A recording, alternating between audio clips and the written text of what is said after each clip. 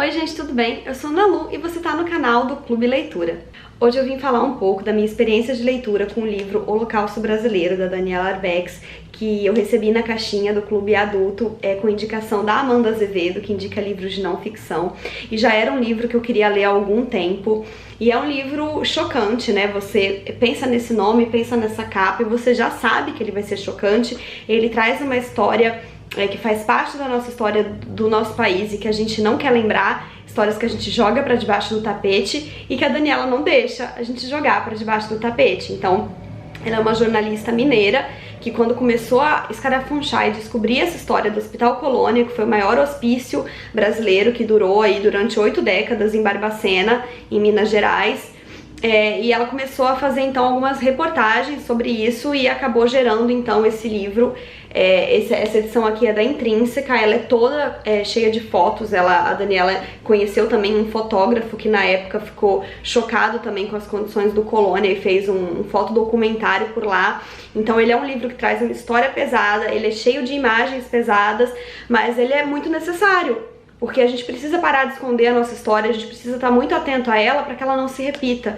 E, enfim, eu li esse livro, ele me marcou bastante, é claro, não tem como passar ilesa a ele, e hoje a gente vai bater um papinho sobre isso.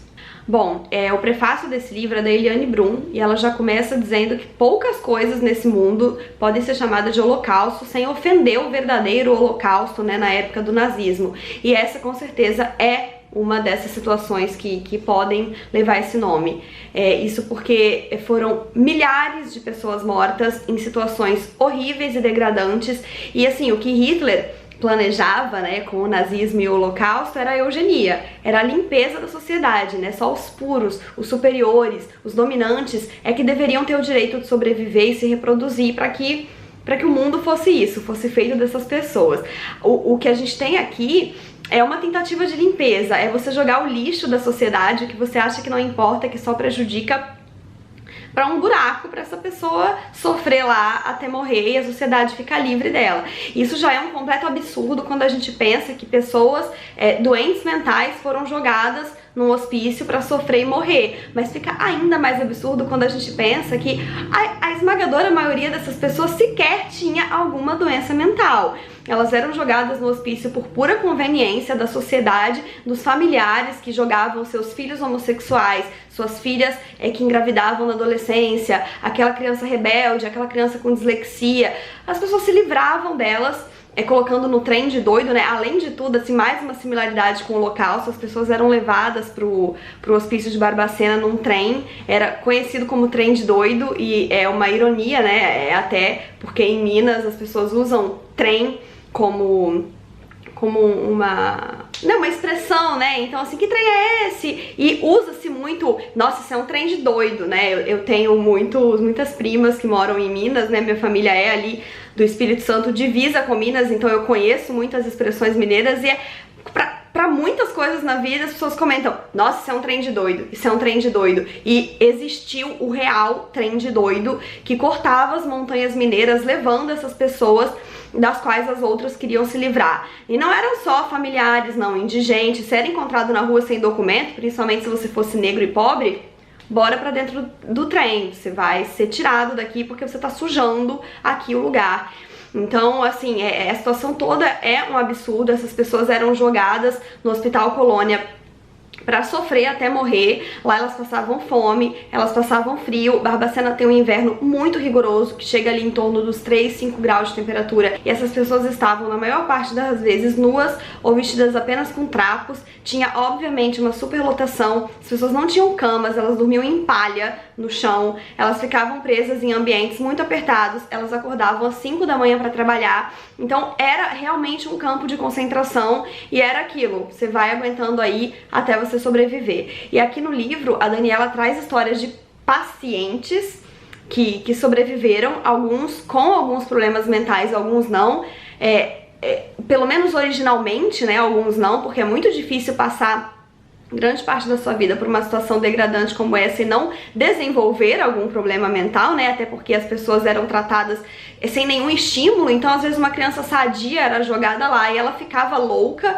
porque ali ela não tinha nenhum estímulo, ali ela não aprendia, tinham crianças que iam pra lá e acabavam nem sequer falando, as pessoas comiam ratos, as pessoas bebiam água com urina, as pessoas bebiam esgoto quando estavam com sede demais, porque elas não tinham acesso a alimentos, não tinham acesso à água. Então são histórias muito doloridas, assim, e a gente também tem histórias de algumas enfermeiras e médicos que de certa forma participavam disso, mas é aquela coisa, né, a gente sempre vai ter, na história da Segunda Guerra, por exemplo, né, na história do Holocausto, alguns soldados que estavam lá porque tinham que estar. Então a gente também vai ter histórias de médicos e de enfermeiras que estavam lá porque tinham que estar, porque eram concursados, porque aquele dinheiro daquele salário sustentava a família, e às vezes também porque eles achavam que eles não podiam simplesmente sair e fechar os olhos como se não fosse problema deles. Então eles estavam lá e no tempo que estavam lá tentaram fazer alguma coisa, tentaram denunciar. Muitas pessoas tiveram licenças caçadas por denunciar o colônia na época, porque a sociedade e a política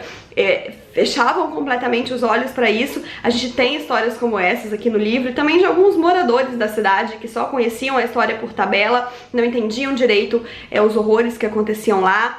Então, enfim, a Daniela faz um apanhado bem completo, contando histórias de pessoas que passaram por isso, e através das histórias dessas pessoas a gente vai entrando em contato um pouco com o todo disso, com o que foi isso. Como eu falei, o livro tem muitas imagens que expressam muito graficamente o tipo de situação que acontecia lá, e não tem como a gente não se tocar para essa história, não tem como a gente pensar que isso aconteceu ao longo de 8 décadas, debaixo do nariz de muita gente que simplesmente ignorou, fez questão de ignorar, e de poucos que nunca conseguiram lutar contra, né?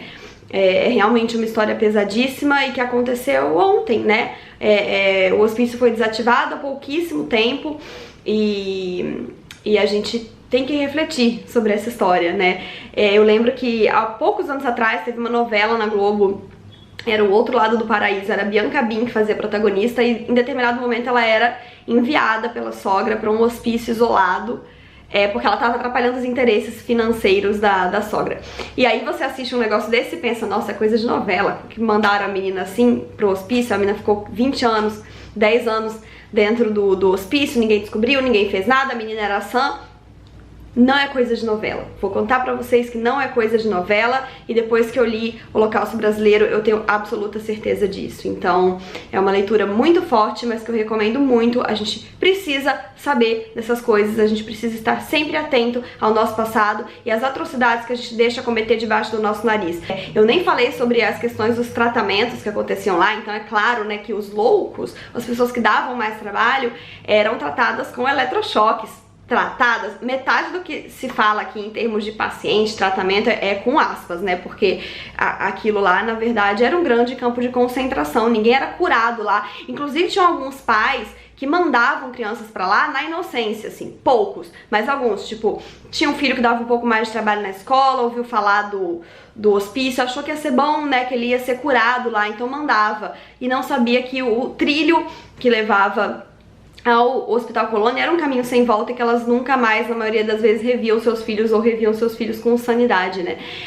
Mas os eletrochoques eram muito utilizados lá, e enfermeiras recém-contratadas tinham que treinar ali no saguão, na frente de todo mundo, e elas treinavam sem receber treinamento. Então era assim, vai, é a sua vez, você tem que fazer. E tem um relato de uma enfermeira participando desse momento, e ela foi em pânico, e ela matou o paciente, porque ela não tinha aprendido a mexer com aquilo, ela não sabia dosar os choques, e nesses dias de treinamento, inclusive, morriam pacientes a rodo, porque uma enfermeira atrás da outra fazia o trial, e nenhuma delas sabia o que fazer, e elas estavam mais nervosas porque o anterior tinha morrido, e para os organizadores do hospício estava ótimo, menos uma pessoa.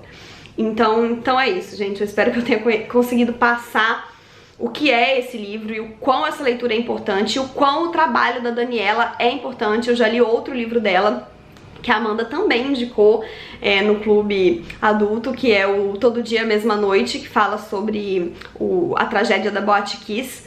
E quando eu li, eu li essa história e imaginar ali as pessoas morrendo, queimadas e intoxicadas, eu imaginei, nossa, se ela não tivesse gastado o título de Holocausto Brasileiro antes, ela podia gastar agora, porque isso aqui é uma câmara de gás.